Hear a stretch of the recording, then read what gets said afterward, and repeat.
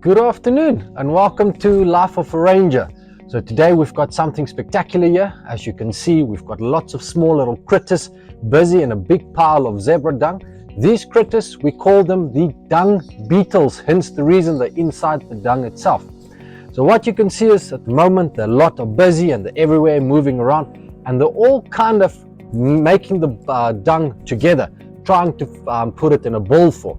So this is very typical behavior of dung beetles. So what they will do is, those are the males, they will get the poop, they will press it together, and then from that big pile of dung, they will start to roll it. They push it with their hind legs and they start to push it away from the dung pile itself, which causes the dung ball to become nice and round.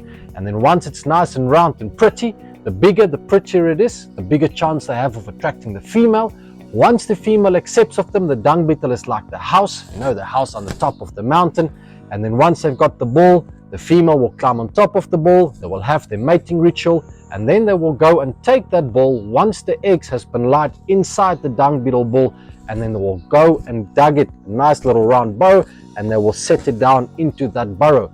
And hence the reason we find them being active during the rainy seasons, because they need the soil to soften up so that they can excavate deep down underneath into the ground.